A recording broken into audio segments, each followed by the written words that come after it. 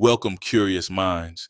Today we'll peek at the Parisian home of the iconic French aristocrat, fashion designer, and collector Latron Hubert, or Hubert de Givenchy. What does his nickname mean? Givenchy was 6'6" tall, metaphorically and physically towering over his gifted contemporaries. He is considered one of the most significant post-war couturiers, and his debut haute couture collection impressed Paris in 1952. A 25-year-old Hubert had to stick to a small budget, but it hadn't prevented him from showing innovative, unexpected silhouettes.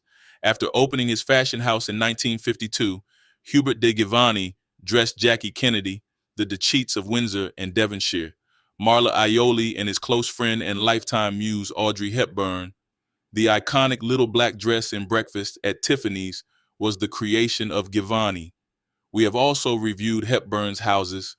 Hubert de Givenchy's work and lifestyle reflected the same sense of innovation and impeccable eye for detail. Subsequently, he purchased several spectacular residences: the Hôtel de Grandfell in Paris, the Manoir du Jonchet in the Loire Valley, a chalet in Mer with a view of Mont Blanc, and an apartment at the Carlisle Hotel in New York. Hôtel de Rome was one of his two most famous homes. The Teau du Jonchet was the second one. This elegant residence was built for a marquise, Marguerite Paul de Greve de Roux, in 1731. The building on Rue de Grandfell was designed in the High Regency style by the French architect Pierre Bosquet.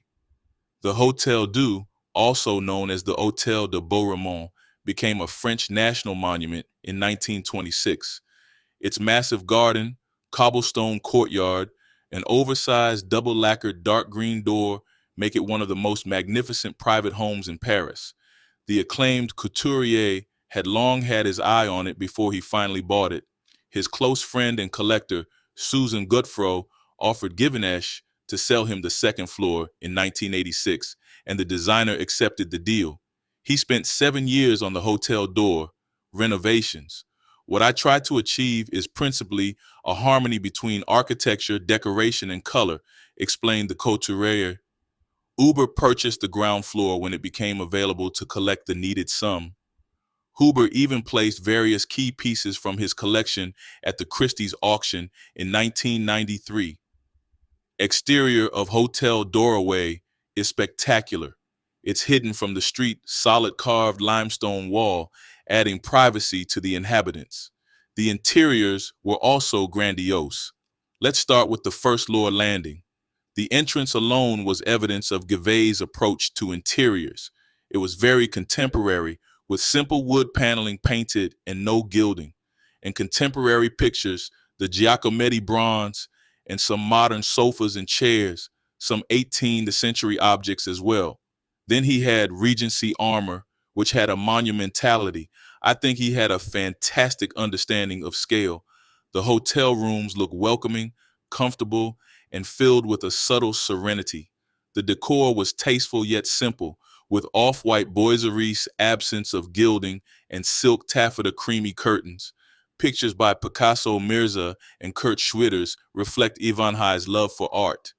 These chairs feature elegant suede and leather upholstery with an acanthus leaf pattern that was inspired by the Mobilier Crow. A regent's console in the Petit Salon once belonged to the iconic Coco Chanel. To the right of the fireplace stand Giacometti's plaster sculpture, Woman Walking. 3 famous paintings adorn the Petit Salon of the hotel: Deroux, Picasso's Faun with a Spear, and Effa et Tête de Femme, and Antony Top's Sanitre. Due to his immaculate taste, grand intellect, and sharp eye Hubert Gauvin, she was an outstanding decorator. His nephew Olivier said he had the ability to make a room not feel decorated. There was no feeling that everything had been planned. He began with a vision, and over time he filled up his vision with the objects he found. Now let's proceed to another salon in the Hotel d'Oroué, where modern art mingled with 17th century cabinets, rugged stone floors, and Diego Giacometti furnishings. Lua fortune andirons, scones mounted to the wall, A squat table and a gold-framed mirror evoke the king's Versailles Hall. The salon's Louis Sifouin chairs, side tables, and busts recall the elegant taste of the fashionable Marie Antoinette. The interior is a blend of Rococo and neoclassical styles. The composition boasts symmetry and harmony, making the salon look purposeful and neat. The salon vert became his most well-known interior when creating the design. Hubert drew inspiration from his friends Geoffroy's and Coco Chanel's signature styles. André Charles Bow's masterpieces complemented dark green silk velvet-lined walls. Unique 18th century chairs coexisted with bronze sculptures and silver baya laws. White and gold decoration by Nicola Pino and family black glazed Chinese porcelain vases completed the dramatic atmosphere. The Salon Vert was the center of the entire hotel, offering direct access to a fire in the winter and the large garden in the summer. Givenchy was a keen collector and invested a lot in decorating his home interiors.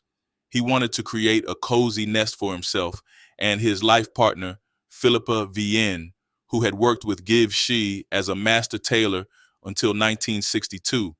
However, the couturier didn't randomly accumulate objects. He had an impeccable taste.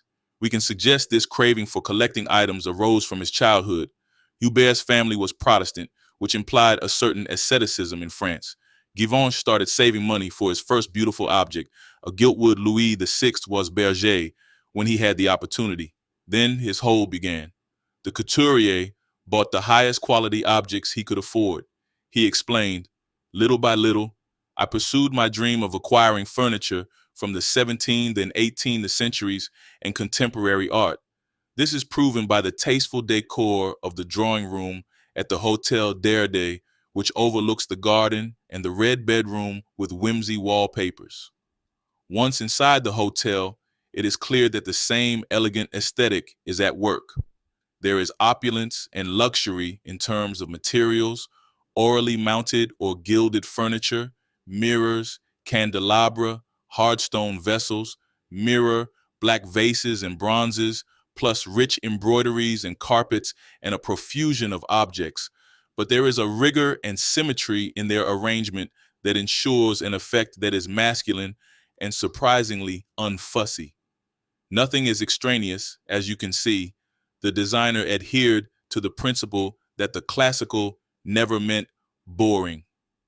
As we are in Givenchy's bedroom, take a look at Miro Lepage de Louis-Selmy gravure. This painting was the last artwork the couture saw at night and the first that greeted him in the morning. As we can see, Givenchy implemented his unique aesthetic vision, an inborn sense of scale and proportion in his Parisian homes. Design. He meticulously considered how to use items to display their best advantage. In each room, he balanced grand and everyday pieces, which gave his interiors a timeless modernity, though his interiors might not seem radical nowadays. Givenchy combined various styles when it was far from the norm. He spoke of himself as the eternal apprentice, constantly seeking new ideas. The designer was always on the move, enriching his interiors with fresh ideas and works of art. This explains why Givenchy remains a source of inspiration for decorators and collectors worldwide. How do you like Givenchy's Parisian safe haven? Which detail most grasped your attention in today's video? Please share your thoughts and insights with us.